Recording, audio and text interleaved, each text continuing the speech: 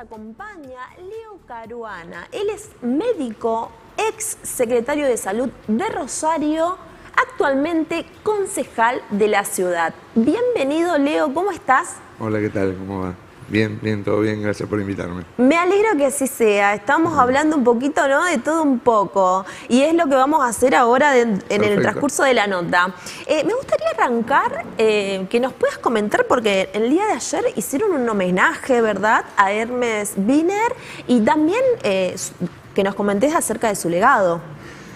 Bien, bueno, ayer sí en la sesión, aprovechando el aniversario del natalicio de Hermes Wiener, se conmemora, bueno, el Día Municipal de la Salud Pública. Yo creo que tiene que ver con lo que vos preguntás, porque él ha dejado una marca en relación a cómo se construye el sistema de salud en la ciudad, porque, bueno, fue él en la Intendencia de Caballero, siendo secretario de Salud, donde se empiezan a dar los primeros cambios acerca de, primero, la incorporación de presupuesto, y por otro lado de crear infraestructura, crear centros de salud y mejorar mucho la infraestructura de los hospitales. Es decir, se empieza a trabajar en una concepción de que la salud es un derecho. Salud y educación no pueden entrar en la lógica del mercado de que, bueno, quien tiene más dinero puede acceder y quien no lo tiene se queda afuera. Esa es la marca que él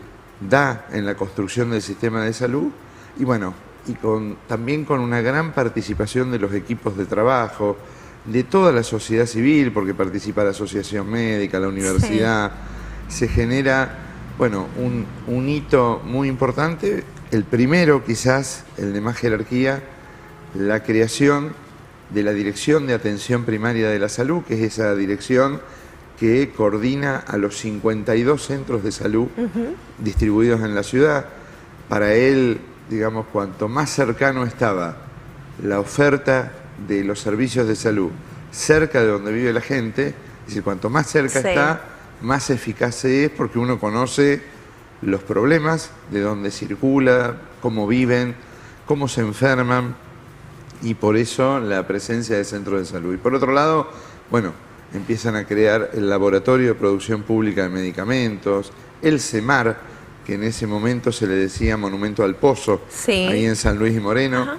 Bueno, se construye un centro de especialidades médicas ambulatorias, que también fue un hito y un legado claro de las políticas de Hermes Wiener, que después las continuó también siendo gobernador, porque, bueno, allí discuten y empiezan a avanzar en un plan integral de salud para toda la provincia. Bien, podemos hablar un poco sobre la consecuencia, digo, médico, ¿no? Sobre la consecuencia de este ajuste de Javier Milei en cuanto a los residentes, todo en estos días, los residentes del Garrahan, y no solo los residentes, sino el personal de salud, digo, enfermeros y todos los que están... Claro, exactamente. ¿Qué nos podés comentar?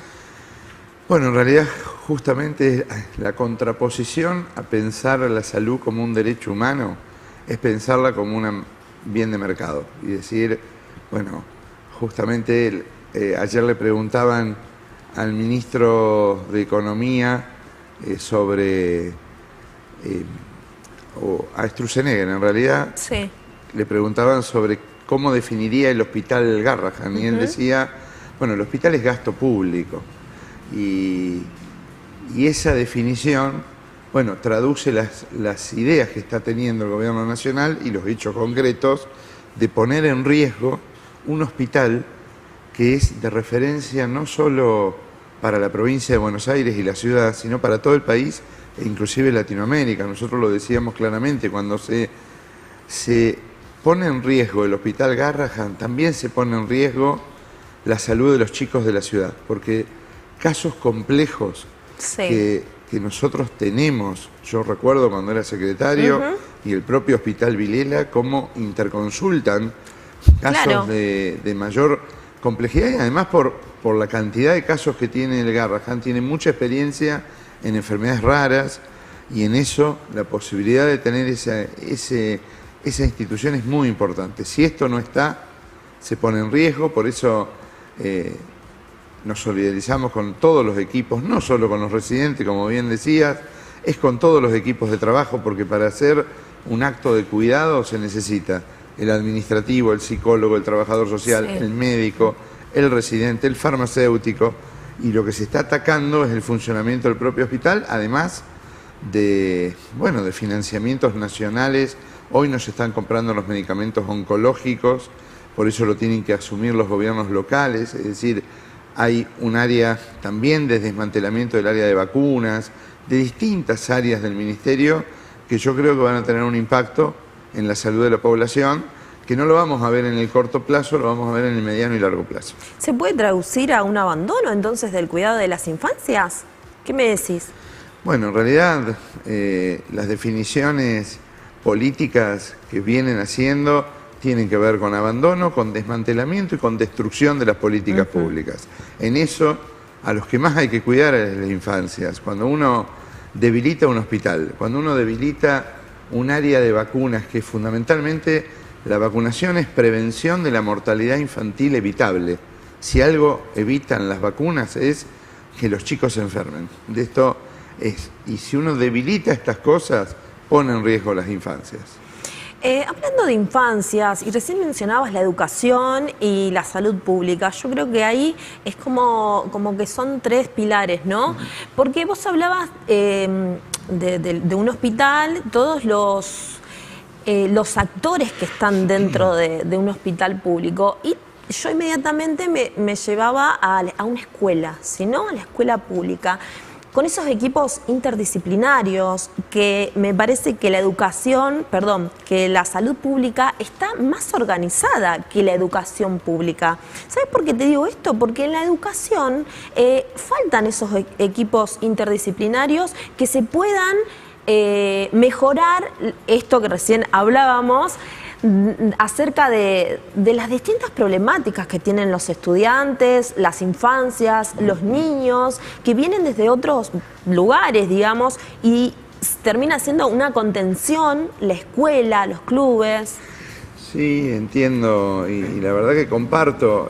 Hoy los problemas que tienen las instituciones estatales, primero no se pueden resolver desde una sola disciplina, sí, una sola mirada, porque como vos lo decís, son problemas complejos, que están determinados socialmente, que tienen que ver con las desigualdades, con la pobreza, con violencias, con el consumo de sustancias. Sí. Entonces, cuanto más podamos juntar saberes y disciplinas para construir cuidado, esto no es patrimonio de salud, tiene que ser en la escuela.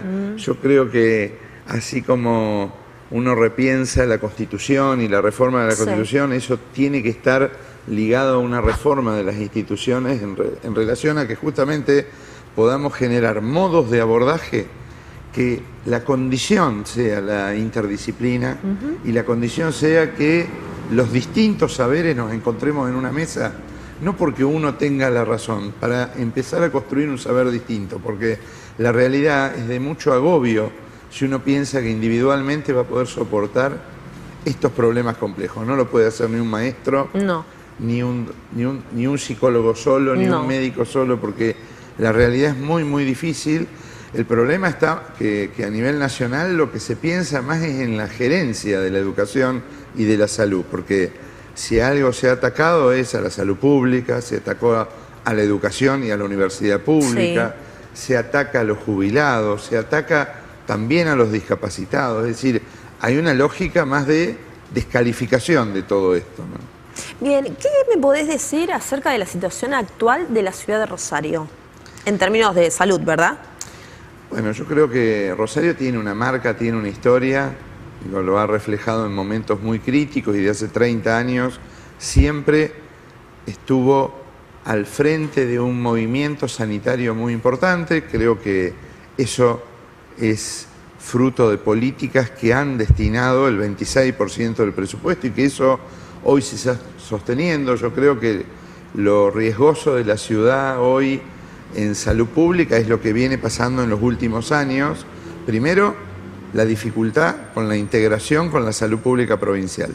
No es posible sostener políticas universales en la salud local si no hay una integración con la provincia, y eso, a pesar de que hay un color y acuerdos políticos que lo plantean, no se está dando en la salud pública.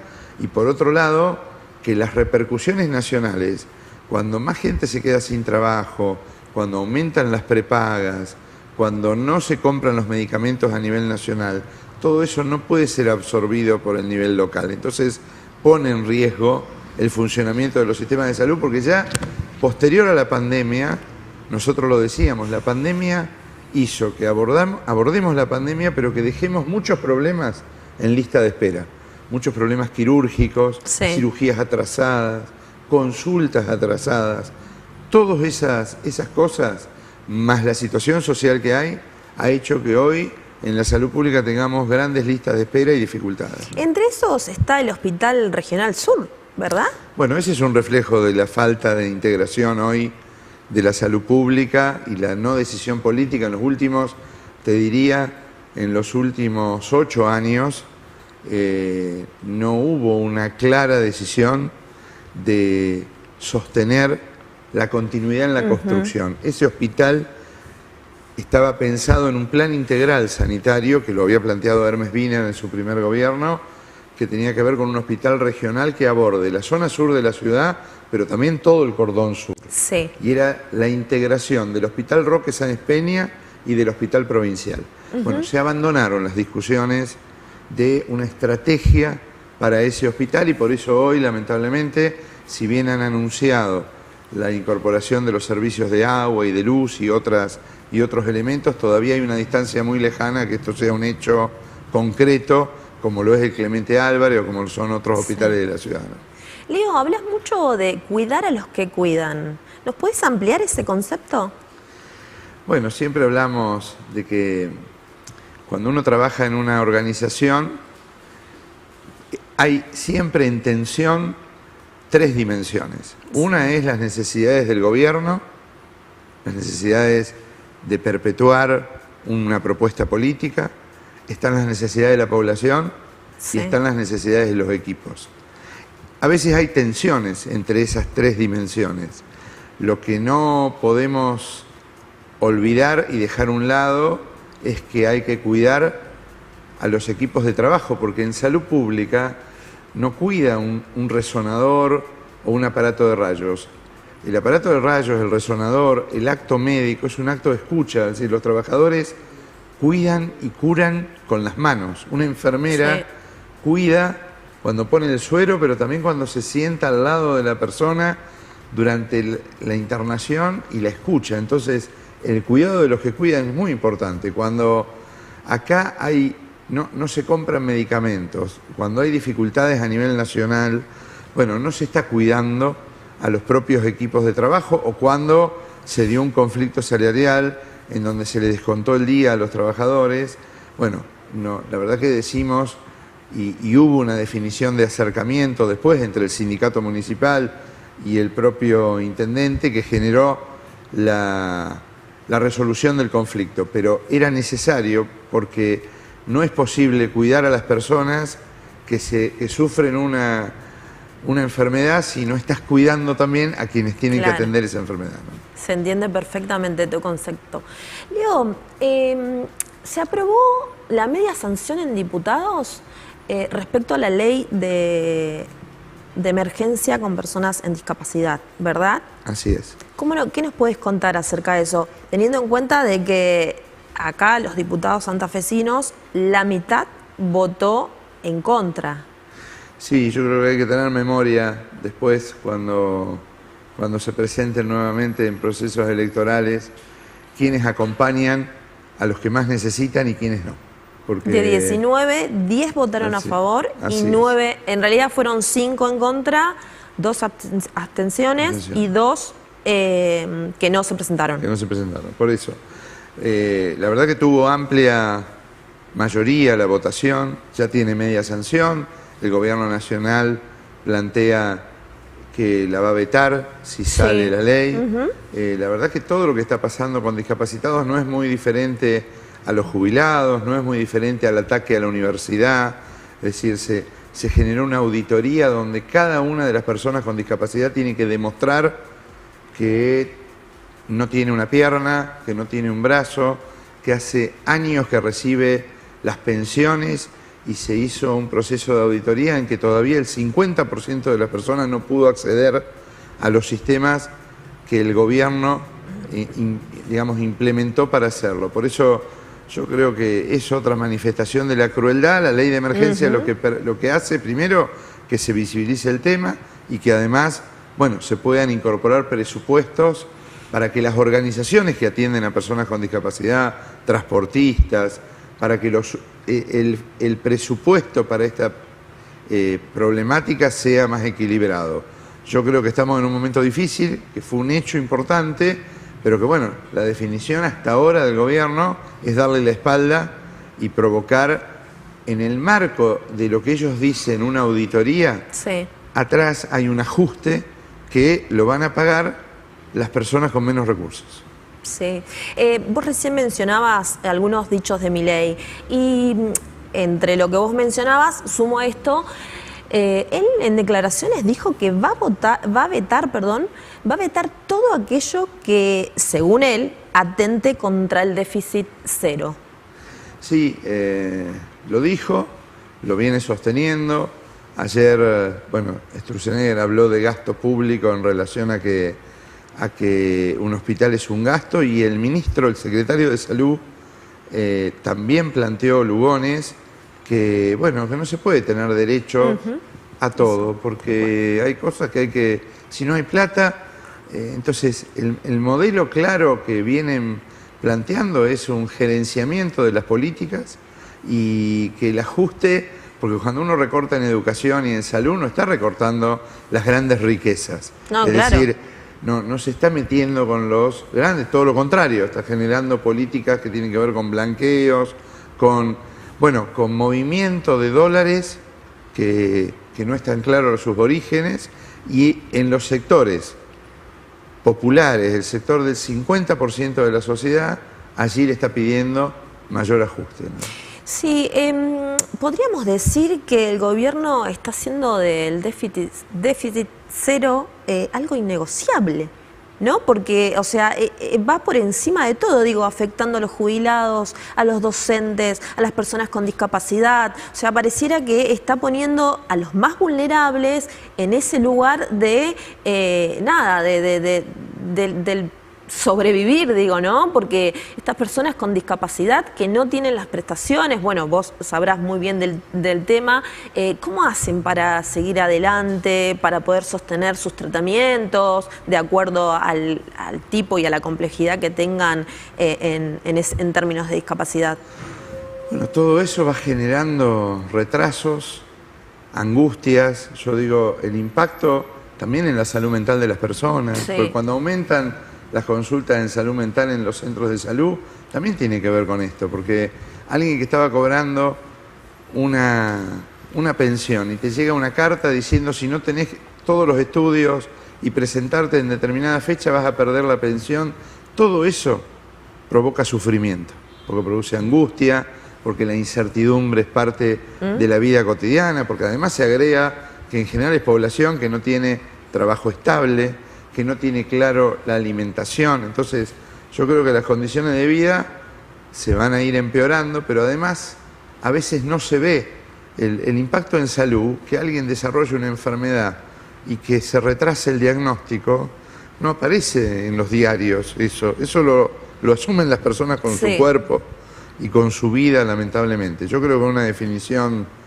tomada del gobierno que sigue atentando contra el bien común, que no mejorar una ruta, no arreglar una ruta va a tener sus impactos, porque los accidentes de tránsito, cuando él dice no a la obra pública, que también es otra argumentación del déficit cero, bueno, estas cosas van a impactar, porque los accidentes de tránsito y el aumento de la siniestralidad en rutas tiene que ver con eso. Entonces no está cuidando ni a los rosarinos ni a los santafesinos, ¿no? Bien, Leo, para terminar, ¿no alcanzan los esfuerzos municipales para cubrir altísima demanda en todo esto que venimos hablando, no? Bueno, esto, cuando vos decías qué significa cuidar a los equipos, a los que cuidan, es justamente que por más esfuerzo que haga el municipio, si Nación se retira de sus responsabilidades, esto impacta, porque los discapacitados que no encuentran el turno, que tienen dificultades, van a ir a los centros de salud a buscar ayuda. Y esto genera saturación de los propios equipos de trabajo. Por eso es muy importante que los esfuerzos del municipio también sean en relación a pedirle y exigirle, junto con la provincia, la nación, lo que le corresponde como política nacional. No va a alcanzar que el sistema de salud local y en muchísimas otras cosas pueda sostener servicios integrales si se retira una parte. Esto pasó ya en los 90 y está pasando ahora. Muy bien, Leo, te agradecemos mucho por estar acá, la verdad que es un placer poder escucharte y comentarnos cómo está la salud, entre tantas otras cosas que estuvimos hablando. Muchas gracias, un placer y a disposición. Bueno, Leo, muchas gracias. Bien, terminamos el primer segmento de Una Feria Política. Ya volvemos en breve con el siguiente invitado.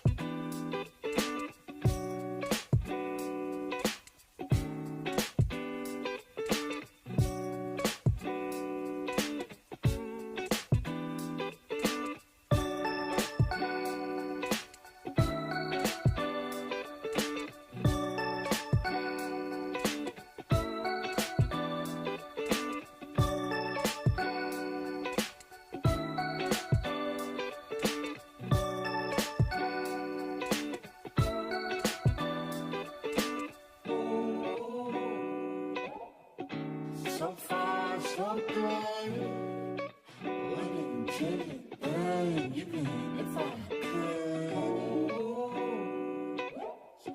So far, so good. Wouldn't change it, but even if I could. So far, so good. So far, wouldn't change it, but even if I could.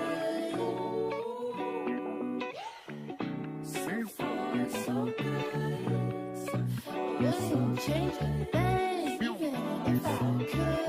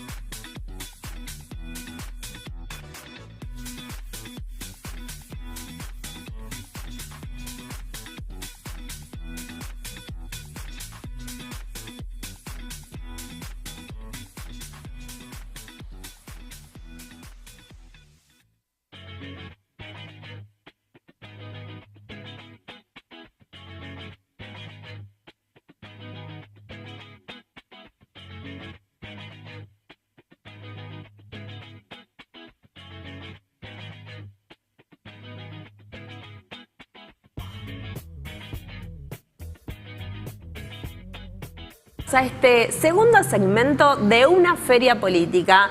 Nos encontramos con Valentina Leguizamón. Ella es militante feminista del movimiento Evita. Así le damos la bienvenida. ¿Cómo estás? Vanina. Hola, ¿cómo estás?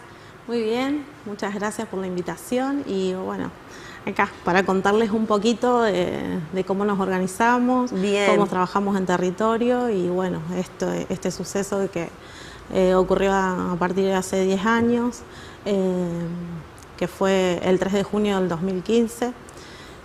Y cómo estamos viviendo, cómo hoy vivimos en día con las compañeras y cómo se trabaja desde el territorio. Bien, ¿qué pasó ese 3 de junio? Como para hacer un recorrido de estos 10 años que se cumplió el 3 de junio del 2025. Bueno, a raíz de la muerte de Kiara Páez, Sí. que fue una adolescente de 14 años, que fue asesinada por su novio, a raíz de que él no quería Sí. que tenga su bebé, la mató y la enterró atrás de su casa. La verdad que fue una cosa muy dolorosa y a raíz de eso las mujeres nos convocamos el 3 de junio del 2015 para hacer una marcha masiva y para que dejen de ocurrir estos hechos. Persistió en el tiempo, ¿no? ¿Verdad? Y no solamente creo que en el día de hoy, al estar tan organizadas, me parece que no solamente entra los femicidios, sino también todas las cuestiones ligadas a género y diversidad, ¿verdad? La verdad que sí, la verdad que es muy doloroso contar esto, la verdad que no tendríamos que estar dando notas por esto, porque tenemos que estar bien, vivas, libres, empoderadas, como nosotros así queremos. Pero bueno, a través del tiempo se siguió con muchos femicidios, a raíz de esto, bueno, se explotó, no paró, por más que lo expongamos, lo expresemos, no cesó esto y seguimos sin compañeras. ¿Qué nos podés contar acerca de la última movilización del Ni Una Menos que ocurrió el 3 de junio en todo el territorio argentino, no solamente aquí en la ciudad de Rosario, del cual fuimos parte, digo, ¿no? Sí, nosotras nos concentramos ahí con las compañeras. La idea es seguir la lucha, seguir exponiendo esto, ya que la verdad que hace 10 años que venimos pidiendo lo mismo y la verdad que no, es una triste realidad que vivimos todos los días las mujeres y es una lucha constante que queremos llevar nosotros adelante para que cese esto. Vos estás en territorio, ¿verdad? Estás también acompañando a estas personas. ¿Qué nos podés contar desde ese lugar? La verdad que en territorio yo estoy trabajando en un barrio Cañaveral, estoy en el sur del Cañaveral, que queda en la zona oeste de Rosario. Sí. Y es una lucha constante, denuncias, acompañamientos, cosas que por ahí se tapan y otras que por ahí podemos nosotras contener a eso, pero la realidad que es todos los días es una denuncia a la cual vamos a la comisaría, a veces no te la toman, se te burlan o te dicen, bueno, no, quédate tranquila que capaz que vos la acompañás a denunciar, pero ella después vuelve, ¿viste? Es como un ninguneo constantemente. En territorio se vive mucho más el tema de bueno, esto, de la economía, de tener que estar resistiendo en tu casa con un agresor por no tener medios para poder irte de ese lugar. Qué fuerte, ¿no? Digo, esto de estar en el territorio, estar con ellas, con las personas que son violentadas o que sufren cualquier tipo de cuestionamiento por parte en todos los casos son partes hombres, varones, ¿verdad? Sí. Te lo cuento en primera persona. Sí. Yo estoy trabajando con el movimiento Evita hace 8 años. Arranqué en un merendero, brindaba colaboración en un merendero, de lo cual empecé unas charlas de mujeres. Sí. Charlas de mujeres, los famosos espacios violetas que están en los barrios, que los llevamos adelante las compañeras, en lo cual me ayudó a mí poder salir de eso. Sufrí violencia de género, pero ese espacio fue una herramienta para mí para darme cuenta cómo poder ayudar a otras compañeras, cómo poder salir de ahí, cómo poder desenvolverme, porque uno conoce siempre la agresión física y también tenemos agresión verbal, Sí, sí, hay psicológica, hay infinidades de tipos de agresiones agresiones. que uno por ahí en el momento no las entiende, no las conoce porque no se habla tanto, pero la verdad es que a mí esos espacios me ayudaron para poder salir de ese lugar y poder aprender cosas para poder contener a mis compañeras. Qué importante es esto que decís, porque no solo el rol es contener, sino también educar, digo, porque desde ese lugar vos fuiste víctima y no solamente las víctimas deberían no estar en estos espacios, sino todos tenemos que ser conscientes de este tipo de violencias que sufren las mujeres, ¿verdad? No solamente una víctima. Qué bueno que, digamos, que hoy vos lo puedas contar desde este lugar, ya corriéndote desde aquel lugar que sufriste y poder contarnos hoy y además colaborar y ayudar, acompañar, educar a esas, educación me refiero a, digamos, a información, ¿verdad? A eso me refiero cuando digo educación, la información que se le puede brindar a estas personas, a estas chicas, a estas adolescentes, a estas mujeres que son violentadas. La verdad que sí, que son muy importantes, que la verdad que son necesarios en los barrios, son muy necesarios, porque vos estás todos los días con gente que por ahí no sabía lo que es una agresión verbal o una agresión psicológica y vos decís, bueno, yo te lo puedo contar desde este punto para que vos veas, vayas consumiendo todo lo que uno puede ir aprendiendo, porque la realidad lo que uno aprende no se lo tiene que quedar, sino que lo tiene que compartir para que el resto pueda salir también. Así que, bueno, es eso más que nada. Vos te escuchaba recién decir, y es como que estaba naturalizado, ¿verdad? Es algo, claro, algo que uno lo tiene como natural. Me dijo eso, o me ofendió, me dijo esto porque yo me lo merezco, o porque yo siento que soy así, ¿me entendés? La manipulación. Y la verdad es que, claro, la manipulación que uno hace con la persona, y por ahí estás en un momento de tu vida en lo que no sabés cómo salir, contener, y bueno, la verdad que es algo, a mí hoy en día, yo te digo, estoy contenta, estoy bien, y poder brindarle a los demás esa ayuda, la verdad que me alegra. Tenemos un Ministerio de Mujeres, Género y Diversidad que con un presupuesto, ¿no? Y hoy actualmente contamos solamente con una secretaría que tiene muy bajo presupuesto. La verdad que sí, que el gobierno actual nos recortó la secretaría, los presupuestos. La verdad que no somos nada para ellos. La verdad que creo que somos un número, porque si bien vos decís, teníamos esto, pudimos conseguirlo, pudimos construirlo con las compañeras, conseguimos con cada lucha que una hace en la calle, y de un momento para otro te recortan todo y es como decir, todo lo que conseguí, todo lo que logré, te lo sacan en un segundo, es como que no somos nada y tenemos que seguir por este camino que creo que es el correcto, que bueno, así. La verdad que 10 años de Ni Una Menos hemos conquistado o hemos adquirido muchos derechos, porque se han hecho políticas públicas, pero la verdad que encontrarnos hoy con un gobierno nacional de recortes, recortes en las herramientas que tenemos para poder trabajar con este tipo de personas, ¿verdad?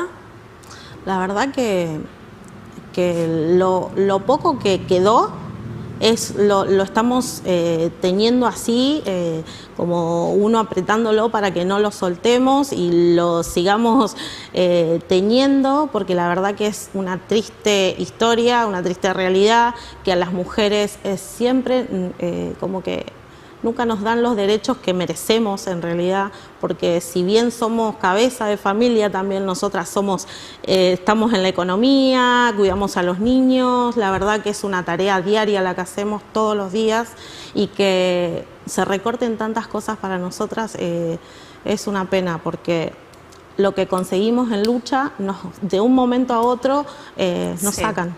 Como por ejemplo las políticas públicas que se implementaron, un ejemplo, ¿no? El 144, donde atendía infinidades de denuncias, de reclamos de violencia de género. Claro, Y bueno, hoy cuentan con 3 o 4 cerraron todas las oficinas. empleados, ¿verdad? ¿Verdad? Igual teníamos los CTD, Sí. que nosotros recurríamos mucho a eso, muchísimo, y hoy en día vas a hacer una denuncia y te están pidiendo en el CTD de hacerle una entrevista a tu agresor. O sea, es algo ilógico. Me pasó con una compañera de que fuimos a hacer la denuncia y nos pedían los datos del agresor para llamarlo y hacerle una entrevista para ver si era real lo que estábamos denunciando. O sea, hasta ese punto a veces llegamos nosotras de decir, ¿hasta dónde más? ¿Qué querés que vaya muerta o que me encuentren muerta para poder hacer algo recién? La verdad que somos muy ninguneadas. Contanos un poco acerca del protocolo. Viene una persona a tu lugar y te dice, sufro de violencia de género, de tal tipo. Contanos, ¿cómo se hace? ¿Cuál es el protocolo a seguir? Bien, nosotros lo que hacemos es recibir a la persona, Sí. la escuchamos, primeramente la escuchamos, luego radicamos la denuncia en cualquier CTD o Sí. en la comisaría de la mujer, nunca en una comisaría de barrio porque, o sea, o no te la toman o te dicen, bueno, sí, te la toman y no te dan el certificado que te tendrían que dar y como que pasa desapercibido en el barrio. O sea, en la comisaría de barrio nunca, siempre a los CTD o a la comisaría de la mujer. Luego nosotras, en mi caso, estoy 24/7 con el teléfono acompañando, ya sea una charla, ir a la casa, acompañarla a tribunales, hacer los trámites, hasta que mínimamente encuentre la solución o la raíz de todo el problema, que nos pasó hace poquito con un caso que hicimos la denuncia, la acompañamos a tribunales y le dieron la respuesta rápida y estuvimos todo el tiempo con ella. O sea, en nuestro caso, en territorio, hacemos eso. No la dejamos sola en ningún momento. O sea, si bien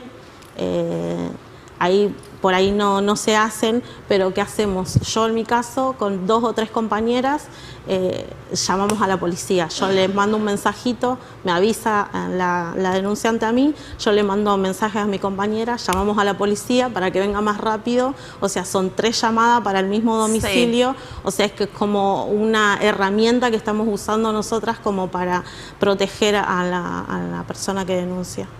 Y a esto hay que sumarle el contexto de crisis económica que sufre, digamos, todo el brutal recorte y ajuste. La verdad que sí, porque a veces nosotras de nuestro bolsillo sale el tema de los colectivos, de acompañarla, porque no es que vas un día y ya está, sino que es una semana, ir acá, tiene que ir al psicólogo, cosas que le van apareciendo, surgiendo a la denunciante, entonces uno tiene que ir constantemente, sacarlo de su bolsillo, porque la persona no lo tiene, el recurso, y bueno, es lo que pasa diariamente en territorio.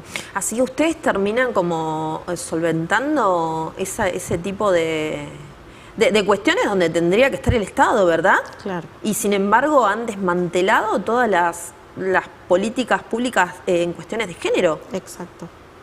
La verdad que es una vergüenza eso, porque si bien uno está ahí a la expectativa de la denunciante de querer ayudarla, a veces no tenés los recursos, porque es algo de cotidiano, sos mamá, tenés que trabajar y eso, y bueno, y por ahí, bueno, hacemos magia, como por así decirlo, para poder ayudar a esa compañera y que no quede sola también.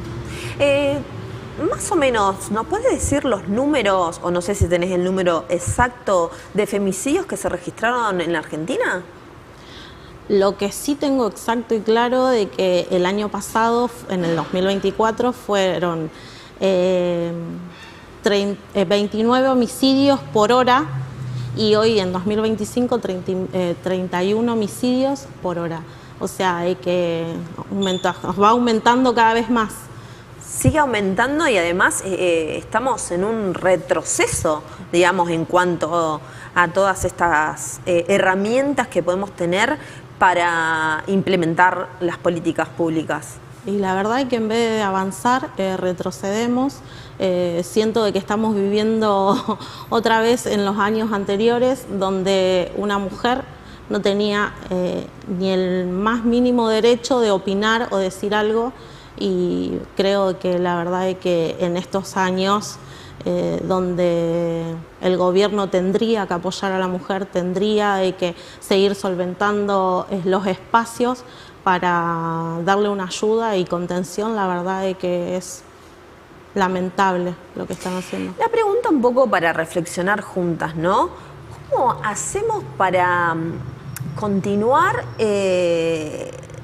o enfrentar la violencia sin herramientas? ¿Cómo se sigue con esto? Sin herramientas, con estos recortes. ¿Cómo hacemos para salvar una vida? Porque estamos hablando de que muchas veces se hacen estas denuncias, bien mencionabas vos, y a lo mejor queda, o sea, o llaman al agresor, y a ver, ¿y en el medio qué pasa? ¿En el medio qué está pasando? A veces no se llega a salvar esa vida, ¿verdad? No, a veces no se puede salvar esa vida. Y se transforma en un femicidio. Y la verdad que no.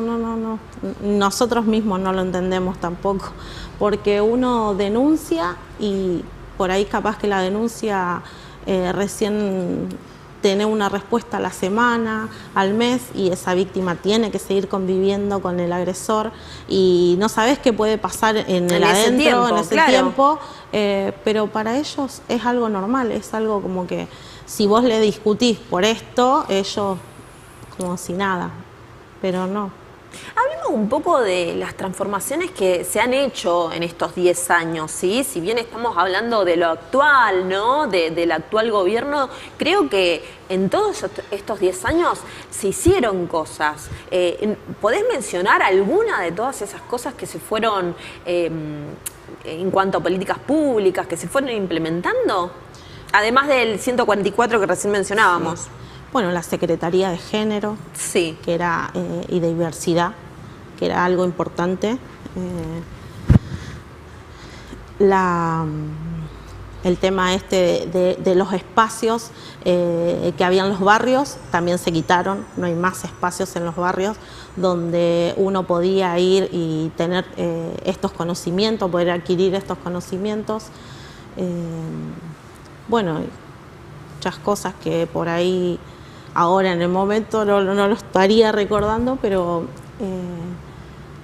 Sí, yo también sumo los distintos lugares que empezamos a ocupar las mujeres, ¿no? En los lugares donde transitamos, como ser el deporte, la ley de paridad de género, la ley Micaela. Creo que fueron avances en los últimos 9 años, ¿verdad? La verdad que sí, esto de la ley Micaela fue también importantísimo. La verdad, estas capacitaciones que nos daban, que no solamente algunos, sino que todos tenían que capacitarte. Yo trabajo con gente del centro de salud, que ellos también se capacitan con la ley. Era algo importante para todos, en la realidad. El tema en los deportes, obviamente, hoy las chicas están jugando y son reconocidas mundialmente también. La verdad que fue importante. Sí, deporte, en el ámbito académico, en el ámbito educativo. Sí. O sea, yo creo que empezamos a tener mayor presencia, ¿verdad? Sí, la verdad que sí. Porque para todos siempre estamos las mujeres, no por desmerecer a nadie, sino porque creo que siempre estamos ahí solventando cada hueco que falta, siempre estamos ahí pensando cómo poder avanzar, cómo poder construir, cómo poder llevar la lucha que tenemos todos los días a diario. Yo creo que a partir de todas estas políticas que se fueron implementando, me parece que eso que estaba naturalizado, ¿no? Como antes hablábamos, hoy ya no se calla más. ya no nos callamos más. La verdad que no. Es algo que, la verdad que yo tengo hijas y constantemente estoy, fíjate esto, no hagas esto, si te pasa algo, decí esto. Es como que nosotras, la verdad, cambiamos el chip, cambiamos por completo y podemos fijarnos más allá de todo, poder debatir, poder estar hablando, construyendo, poder hacer muchas cosas que hoy en día la verdad que nos quieren quitar y no nos van a quitar porque seguimos nosotras así que bueno. La ESI también dentro de las escuelas es muy importante. Es muy importante la ESI. Cuando vos hablabas de los adolescentes, de la verdad que sí. los niños. La ESI, mira que es una herramienta que nosotros estamos usando mucho. En el espacio tenemos talleres de lutería, barbería y nosotros como Tercer Tiempo siempre le estamos haciendo un taller de ESI, poder concientizar cómo cuidarse, los métodos. La verdad que sí, es importante todo. Y vos sabés que me acordaba que esta cuestión de que le pusimos nombre al acoso callejero, porque antes caminábamos por la calle y nos teníamos que aguantar los que para ellos eran piropos, ¿sí? Los comentarios completamente desagradables mientras nosotras caminábamos. Y hoy, o sea, eso también fue un avance, ¿verdad? Lo tomamos como un avance porque hoy ya no nos callamos, ya no nos aguantamos más ese acoso, ¿verdad? La verdad que sí, eso era, antes nos callábamos, íbamos en el colectivo y uno estaba ahí que te decía cosas, te apoyaba o esto, y por ahí nosotras ahora reaccionamos de otra manera y vemos las cosas de otra manera y podemos defendernos, y si vemos que lo están haciendo lo defendemos a la compañera, y es algo que sí, que se avanzó, de que nosotras estamos más dispuestas a decir las cosas, y creo que sí, que fue un avance. ¿Crees que hablar de género no es solamente hablar de violencia? No. Es más amplio, ¿verdad? Es más amplio. Tiene muchos aspectos de la vida. O sea, hablar de género implica, yo qué sé, bienestar, salud, o sea, muchas cosas que están arriesgadas a eso, de que nosotras realmente tendríamos que pensar que género no solamente implica violencia, sino implica trabajo, salud, bienestar, apego, porque la verdad es que necesitamos que en este tiempo se sigan construyendo estas luchas, sigamos avanzando y que no paren. Y sin embargo tenemos un presidente que ataca a las mujeres hasta en el color, hasta en nuestro color, la verdad que en sus dichos, en sus digamos, confesiones ante la prensa, o sea, sin tener ningún tipo de filtro. La verdad que es una vergüenza el presidente. Para mí, en estos tiempos, el presidente que nos falta el respeto de esa manera, que nos ningunee, que nos trate como un objeto, como una cosa, la verdad es que no debería pasar eso, que un presidente esté hoy gobernando todo el país y ninguneando a las mujeres. La verdad que es una vergüenza. ¿Qué opinás? En realidad, este tema de unir las luchas, ¿verdad? Se habló mucho en esta semana de unir las luchas, no solamente Ni Una Menos, sino que se unió a los jubilados y las jubiladas de los días miércoles en todo el territorio argentino, que siempre están movilizados. Se han unido las personas con discapacidad y tantos sectores que son atacados por este gobierno nacional. Yo creo que está bien, que la palabra lo dice, la unión hace la fuerza. Mientras más seamos, yo creo de que vamos a poder combatirlo, de que podemos seguir adelante, y la lucha es de todos, porque todos tenemos un abuelo, todos tenemos un docente en la familia, todos tenemos un médico, y creo de que entre todos vamos a poder ser más escuchados. Bien, unir las luchas es la tarea. Ah. Ese sería el lema. Sí. Bueno, como para cerrar, me gustaría preguntarte, ¿qué le dirías a una persona que hoy está sufriendo violencia de género y no se anima a contarlo o a decirlo? Primeramente, que no se calle, que busque a cualquier persona de su confianza, que lo hable. Si no quiere denunciar, con que lo hable y ya lo saque de sí y esté convencida de lo que quiere hacer y del cambio que quiere hacer, que vaya a poco. Siempre hay personas alrededor que la van a escuchar, que la van a ayudar y le van a brindar una mano. Que no está sola, porque siempre nos hacen creer que estamos solas. No estamos solas. Y bueno, eso, de que busque cualquier persona cercana, de confianza, que lo suelte, que lo diga, que lo hable, que llore todo lo que tiene que llorar y que después se empodere y pueda salir de ese lugar. Muy bien, muy bien. Bueno, te agradecemos mucho, Valentina, ¿verdad? Leguizamón. Vanina Leguizamón, te agradecemos mucho. Estas cuestiones yo creo que se tienen que visibilizar, que cada vez tenemos que empoderarnos, como bien antes vos decías, empoderarnos un poco más y a no callarnos más de todas estas cuestiones. Así que te agradecemos mucho por estar acá. No, muchas gracias por la invitación. No, por favor. Muy bien, así terminamos. Y ya volvemos en breve con el último segmento y tenemos el último invitado de la tarde.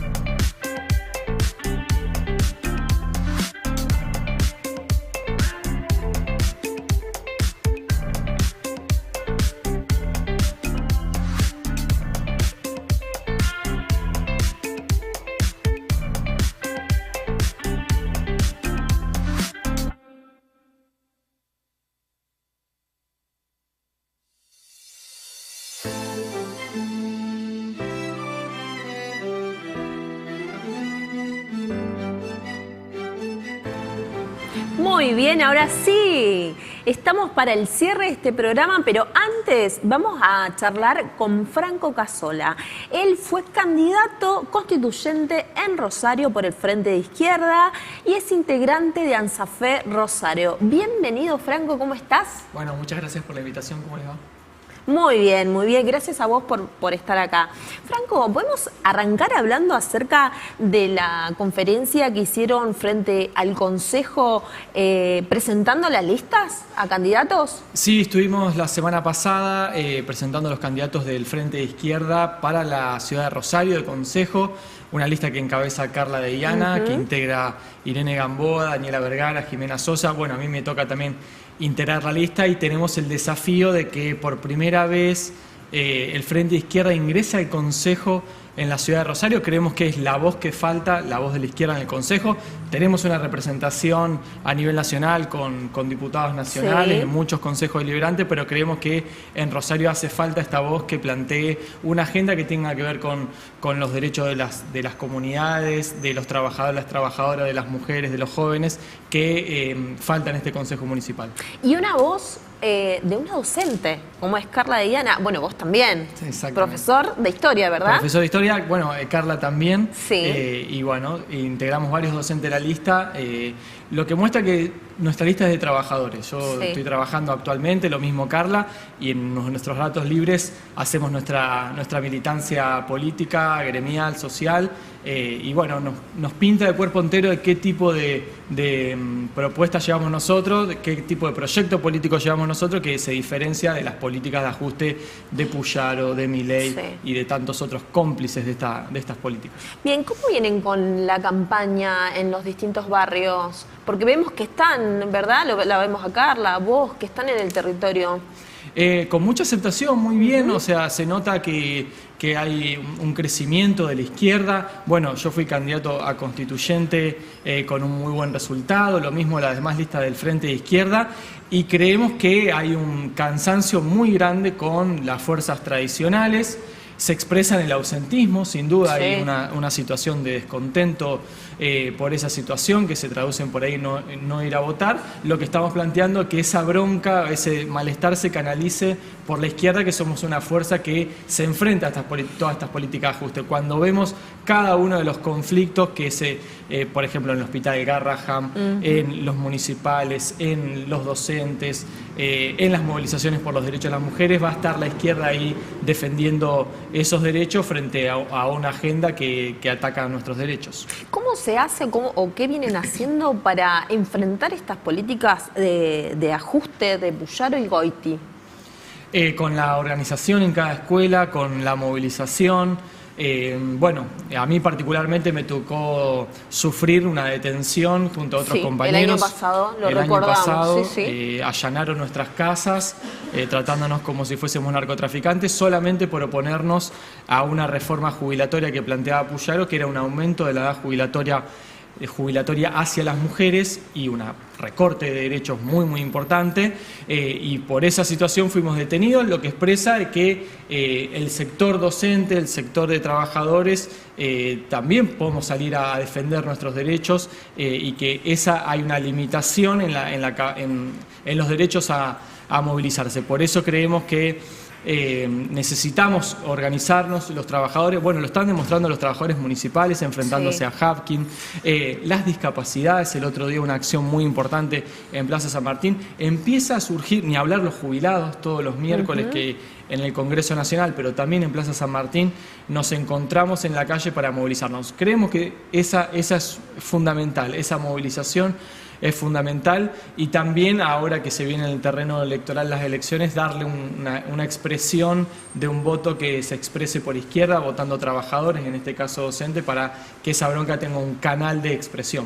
¿Crees que Puyaro y Goiti eligen como enemigos a la docencia? Entre tantas otras que recién mencionamos, pero lo que nos interpela en este caso, también soy docente, es el ajuste a la docencia y el ataque constante, ¿verdad? Sí, sin duda. La docencia perdió el 30% del salario. Sí. Hoy la mayoría de los docentes trabajamos triple turno. Entonces, ¿cómo puede haber una calidad educativa si nuestras jornadas laborales son interminables? ¿Dónde está el espacio para la capacitación, para la corrección? Entonces, esto afecta la calidad educativa. Ni hablar de la situación de las escuelas, porque cada vez que hay una tormenta fuerte, las escuelas se inundan. Cuando hay ola de frío, ola de calor, es imposible estar dentro de las aulas, producto del desfinanciamiento de la educación. Obviamente que no fue solamente con Puyaro, las gestiones anteriores han desfinanciado la educación, pero vemos con Puyaro y con Goiti una profundización del ajuste y un desprecio total por la educación. Bueno, nos compara a los trabajadores de la educación como si fuésemos narcotraficantes, a ese mismo nivel, y tiene esa prepotencia con los trabajadores, sobre todo con las docentes, que es un gremio altamente feminizado, pero frente a los grandes empresarios, los empresarios que se llevan toda la riqueza, sobre todo la de los puertos, Puyaro les pide crédito para construirle las rutas, todo tipo de beneficios impositivos para empresas que explotan trabajadores, que contaminan el ambiente y que, como en el caso de General Motors, despide trabajadores, una empresa que no paga ingresos brutos a la provincia. Entonces, cualquier trabajador paga sus impuestos, pero los grandes empresarios de esta provincia los evaden, los fugan o hacen negocios mucho más turbios a través de los puertos que todos conocemos. Hablábamos de la infraestructura de las escuelas que están desastrosas, que eso fue como una problemática estructural que viene hace tiempo. Y a eso ahora le sumamos el ajuste y la precarización de los docentes, los salarios. Vos recién mencionabas, ¿cuánto cobra hoy un docente con un cargo aproximado? No llega a los 800.000 pesos. Entonces, ¿eso qué obliga? A trabajar doble cargo, es decir, que una docente que recién se inicia está frente al curso de 7:30 de la mañana a 6 de la tarde, pero el trabajo docente no solamente es en el aula, tiene que ver con la corrección, con la planificación y con la capacitación. O sea que la política de Puyaro y Goiti significa que la jornada laboral de una docente puede estar entre los 12 y los 14 horas para poder tener un salario que más o menos alcance.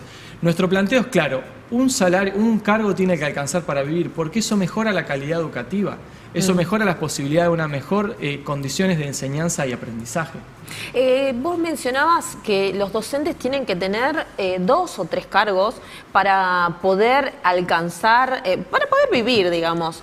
Pero no solo eso, vos sabés que conozco docentes, y bueno, lo sabemos, ¿no?, por el gremio y demás, que no solamente trabajan, digamos, en 2 cargos o tienen uno, sino que también tienen que recurrir al trabajo no formal.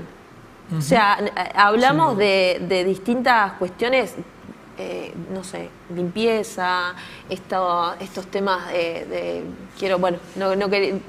Uber, Didi, que terminan haciendo esos trabajos. Sí, sin dudas, o pequeños proyectos económicos de venta online de determinados productos. Bueno, esta es la situación que estamos viviendo los trabajadores docentes, también el resto de los trabajadores. Veíamos en el conflicto de los colectiveros cómo algunos contaban de que después de su jornada, estar manejando 8 horas, tenían que subirse a hacer Uber para poder llegar a fin de mes. Esta situación, digo, en una provincia y en un país sumamente ricos. Sí. O sea, pero el deterioro del salario es enorme. O sea, Milei le bajó los bienes personales a los sectores más ricos. Le permite el blanqueo de capitales a los que evadieron impuestos, le perdona todo eso. Pero los trabajadores estamos pagando las consecuencias del ajuste y creemos que eso tiene que terminar. Creemos que hay que hacerle frente y creemos que no son invencibles, que no nos digan que no se puede enfrentarlo. Se puede salir a enfrentarlo, no tenemos que esperar en 2 o 3 años, sino que tenemos que salir ahora porque el hambre está pegando muy fuerte ahora y eso lo ve cualquiera que camina por las calles, ve la situación, la gente en situación de calle, durmiendo en la calle o teniendo que revolver la basura para encontrar un poco de comida o algo que vender en una chatarrera. Entonces, lo que hay que cambiar son las prioridades. Acá hay que priorizar que todos los trabajadores tengan un trabajo formal y que les alcance para vivir, que tengan un acceso a la vivienda. No puede ser los alquileres que estamos pagando, son absolutamente usurarios. Bueno, entonces hay que revertir las prioridades y creemos que la izquierda, el frente de izquierda, puede ser un canal para que se exprese eso. Bien, para cerrar, Franco, Milei está destruyendo al país y Rosario no es una excepción. ¿Crees que Hapkin y Puyaro son aliados de él?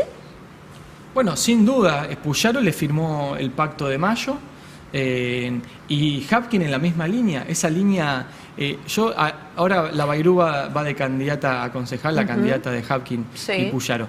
Yendo a las ferias como prepotente, en la misma línea que el gobierno nacional, esa prepotencia de quien se está ganando el mango en una feria.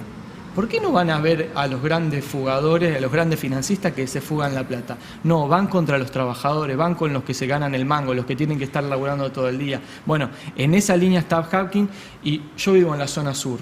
Y todos los días hago el camino del Bajo Ayola para ir a trabajar a Villa Bonor Galvez. El abandono que hay en esa parte de la ciudad es terrible y seguramente los ejemplos se repiten en cada uno de los barrios de la ciudad. Bueno, esa es la responsabilidad absoluta de Hapkin, del fracaso absoluto de su gestión. Y uno ve una línea de continuidad, tendrán alguna pequeña diferencia, pero en lo esencial gobiernas para los sectores más ricos, mientras los trabajadores estamos trabajando cada vez más horas para poder llegar a fin de mes.